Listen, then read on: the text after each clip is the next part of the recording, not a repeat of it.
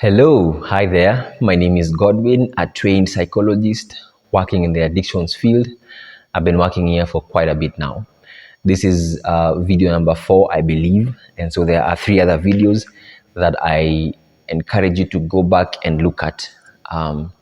If you have been through them, then you definitely know why we're here. But if you are new, I started off a couple of weeks ago with the aim of getting it out there to people who are suffering from addictions that there is help, and also to get it to families that have a loved one suffering from addiction, that they can reach out for help for their loved one. And so over the past videos we have introduced the issue of addiction, and we have tried to analyze the features of addiction, how it looks like, what it is. And in the previous video, we spoke about denial, the inability to look at one's behavior as problematic, not only to oneself, but to those around us as well. That's what denial is. But in its simplest terms, denial is the part of the disease that tells you you don't have the disease. Denial. And it takes many forms, and we looked at it in the previous video. I also encourage you to look at the previous video via the YouTube channel. That will be the easiest way. And while you're there, because the link will be in the description or in the comment section. And while you're there, please do us a favor and hit the like button, hit the subscribe button, and share this video out there to people who, you never know, somebody might benefit from these videos. With my experience in working with people who are suffering from addiction, I've seen that one of the biggest challenges is denial in many of its forms, because the first step towards breaking free from addiction is acceptance, accepting that one's behavior has become problematic. And how do you get there if you are still in denial, whatever form it is? Whether it's excuses, whether it's justifications, whether it's rationalization, whether it's using aggression, whether it is using sublimation, whatever it is that you are using to deny that you have a problem is what is keeping you from recovery, what is keeping you from enjoying a life in recovery. And so, and to be honest, I do not take pleasure in classifying anyone as an alcoholic. In any case, with my experience, I have seen that imposed diagnosis never sticks. And so it's important for a man or a woman to be able to come to that conclusion on their own. And it's not difficult to come to the conclusion, because all you have to do is analyze your past and look at things as they are, not as you would have them be, as they are, whether they are ugly, whether they are painful, looking at something the way it is. I'm reading this book called From Good to Great, and it's about this guy who did a good research on companies that transition from being good to being great. And he said one of the qualities of those companies, maybe the most important quality, was that they had the ability to look at things the way they were, whether they were painful, whether they were scary, whether they were humiliating, whether they were, miserable.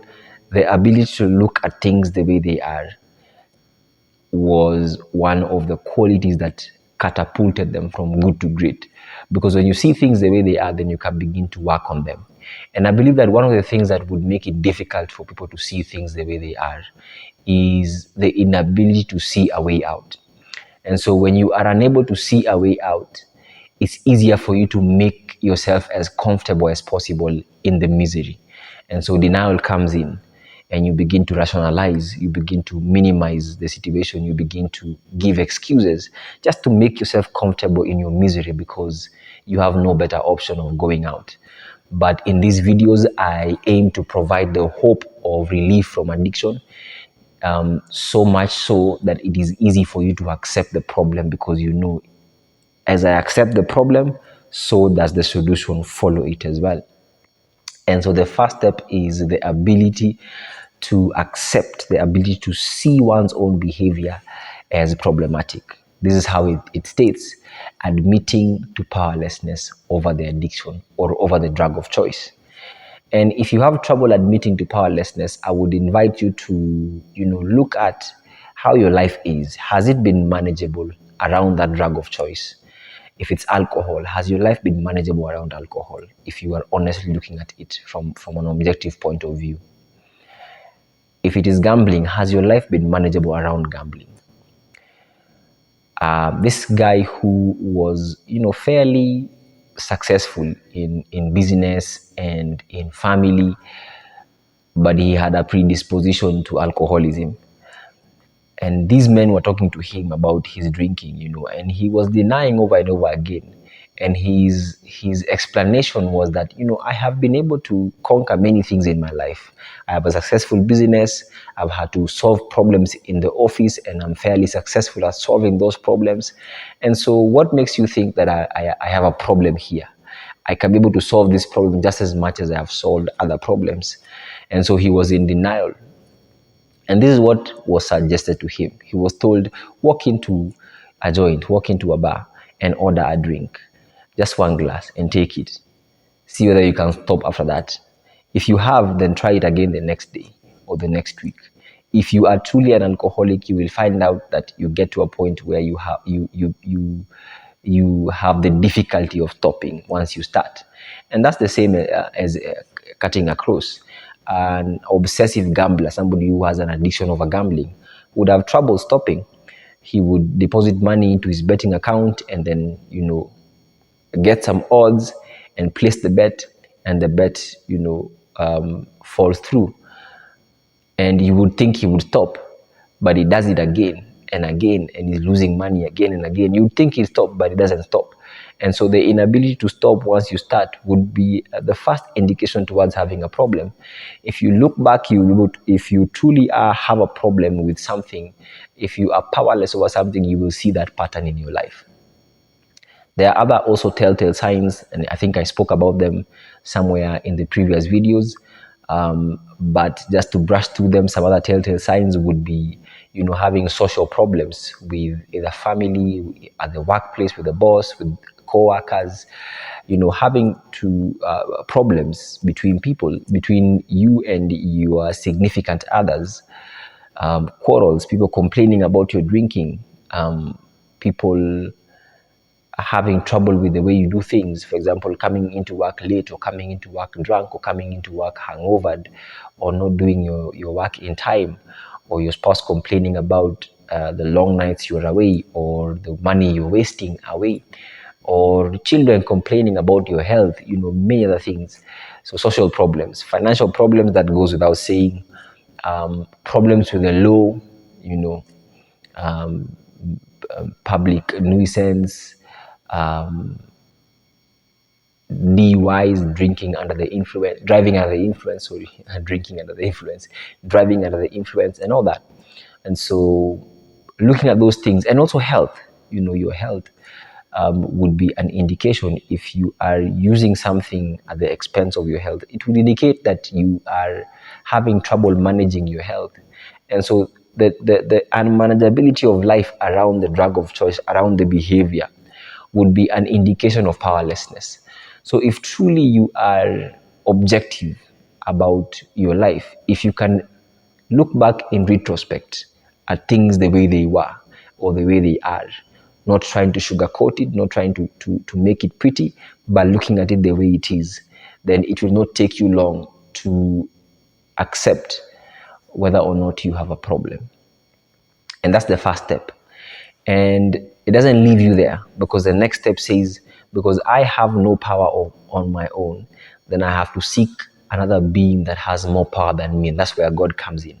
So the second step is the ability now to reach out to something else that has more power than you. Alcohol seems to have more power than you. Bangi seems to have more power than you. Gambling seems to have more power than you. I call it oppressive powers. It's like you are under their rule. And so, but then they're not caring and they're not loving. In fact, they are destructive. So you have to look to something else that also has power that can pull you from there. And that is God, however you understand him.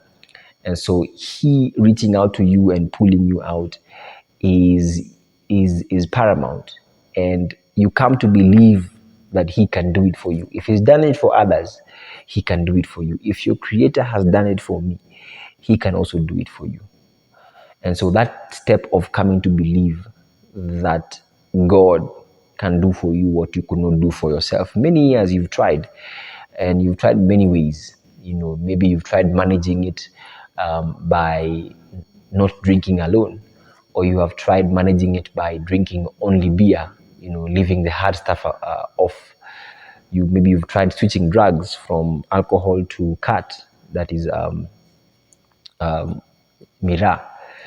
Perhaps you have tried drinking only at home or drinking only over the weekends. And all those strategies seemed to make sense at first, but it didn't take you long to realize that it wasn't working. If you're a gambler, maybe you've tried locking away money in some saving account. It doesn't take you long to realize that you can reach into it again and pull it out and place it for another bet and lose it again. And so our strategies have always seemed to fail us.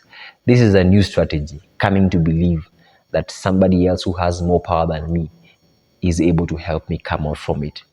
And so the next step is a logical step, because I have two facts. The first fact is that I am powerless. I have no power over this thing.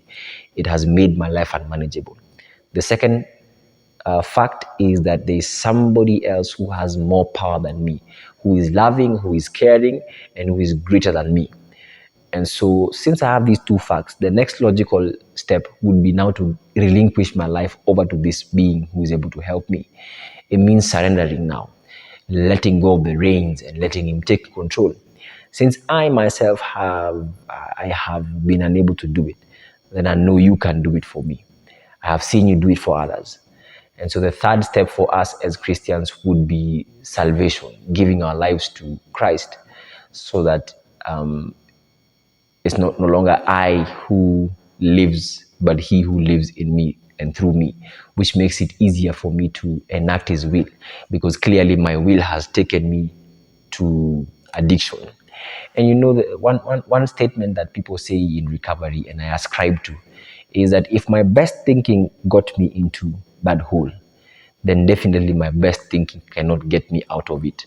I may have prowess in other things. I may have power over my career. I may seem to do well in other areas of my life, but when it comes to this one thing, when it comes to my interaction with this one thing, whatever that one thing is, it always seems to defeat me. And so if my best thinking hasn't been able to pull me out of it, then I have to rely on something else. And that something else is God. And so I leave it at that. In the next videos now we'll talk about, because now the third step is something we call, it's a step of faith, yeah? It's a step of faith. And some of you might know already that faith without action is dead and useless. And so the next step moving forward would be now actions to follow through with our decision. Because just deciding to surrender our lives to God to help us is not enough in itself, because now there are things that we have acquired over our period of use. There are things we've acquired, relationships we've acquired, ways of thinking, beliefs. We've picked up resentments, we've picked up fear, we've picked up problems with sex. We've picked up a lot of baggages over the years. And so we have to find a way to look at these things and how they block us from God. And so from the next step onwards is now looking at those things and trying to figure out how to let go of them, so that we can better place ourselves in a position to be useful, not only to the people around us, but to the society at large. And that is what we will do henceforth. And so I invite you, whether or not you have a problem with addiction, I invite you to this program, because it's a program that changes life, not just, stopping to use. Changes life, putting you in a position where using is no longer an option. I believe that with the growth I have had, even if I decided to indulge myself again, God forbid, it would not stick, because the kind of lifestyle this program has given me is unable to hold or to sustain my drinking days. I'm a completely changed person, and this is what this program is able to offer you. And so far we've looked at 3 steps that you need to take. The first step is admitting to powerlessness. And I've said if you have trouble admitting, all you have to do is look back in retrospect. How has my life been unmanageable? Have I been able to manage well, or have I been struggling? If you are objective, it will not take you long to realize whether or not you have a problem. The second one would be now to believe that a higher power does exist and he is able to help me where I have failed to help myself. And no man can help you there. We can just guide, but no man can help you there except God. And the third step would be now to surrender the reins over to Him, to give Him control, where go He can lead us and do for us things that we could not do for ourselves. And this is where I would like to stop. Thank you so much for watching this far. Please like, share this video, subscribe, follow me over on YouTube, on Facebook, and also back at the YouTube channel where you can click the link and go to. Show your support. The aim is to get to as many people as possible. God bless you and keep you until the next time.